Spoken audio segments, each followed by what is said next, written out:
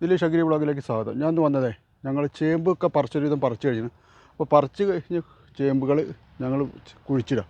ചേമ്പെടുത്താൽ ആദ്യം ചെയ്യേണ്ടതെന്ന് വെച്ചാൽ ഒരു കല്ലേമെന്ന് ഒരു 2 ഇഞ്ചോ 3 ഇഞ്ചോ വെച്ചിട്ട് കട്ട് ചെയ്യാറുണ്ട്. കട്ട് ചെയ്തിട്ട് ഈ ആഴം ഞങ്ങളിവിടെ വെക്കുമ്പോൾ എന്താ വെച്ചാൽ ഇപ്പോൾ അടിവളമൊന്നും ഇടില്ല. ഇപ്പോൾ അടിവളം ഇട്ടിട്ട് കാര്യമില്ല. അപ്പോൾ ഞങ്ങളത് ചെയ്യാൻ എന്താ വെച്ചാൽ മഴ വരുന്നതിൽ ചേമ്പ് നടുകയെന്നാണ് കേട്ടോ പറയുക, കുഴിച്ചിടാന്നല്ല പറയുക, നടുകയെന്നാണ് പറയുക. അപ്പോൾ ഇങ്ങനെ ഇട്ട് മണ്ണിട്ടിട്ട് നമുക്ക് ഞാൻ 6 എണ്ണം അവിടെ കുഴിച്ചിട്ടുണ്ട്.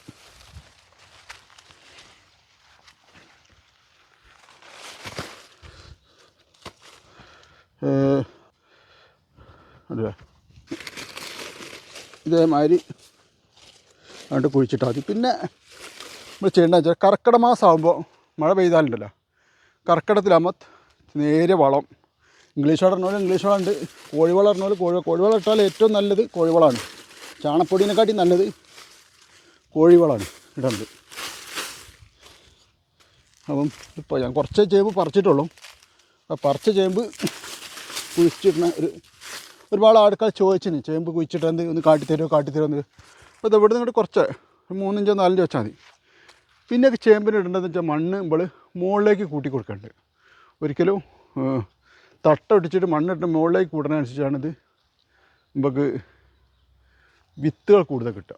അപ്പോൾ അടിയിലേക്ക് ആഴ്ത്തി കുഴിച്ചിട്ടരുത്, ഒരു ലിമിറ്റ് വരെ, എന്നാൽ തന്നെ ഒരുപാട് താന്നു പോകും. പിന്നെ അത് ആകുമ്പോൾ എന്നിട്ട് തോലും മഴ വരുന്നതിന് നമുക്ക് തോലും ചണ്ടിയൊക്കെ ഇട്ടിട്ട് അങ്ങോട്ട് വളർത്താൽ മതി.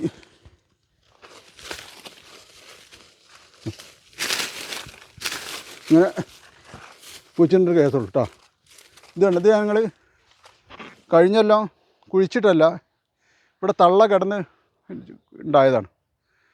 അപ്പോൾ അതേമാതിരി വരേണ്ട ഇത് ചേമ്പ് ഇങ്ങനെ മുകളിലോട്ട് പൊന്തി വരിക. ഇതൊക്കെ വിത്താണ്. ഇത് ഈ മണ്ണിട്ടാൽ ഇതൊക്കെ വിത്ത് ഉണ്ടല്ലേ, ഈ ഇത് വിത്ത് ഇവിടെ ഉണ്ട് വിത്ത്. അതിനൊക്കെ മണ്ണിങ്ങനെ കയറി കൊടുക്കുമ്പോഴേ ആ വിത്ത് ശരിക്കും ഇറങ്ങി വരുള്ളൂ.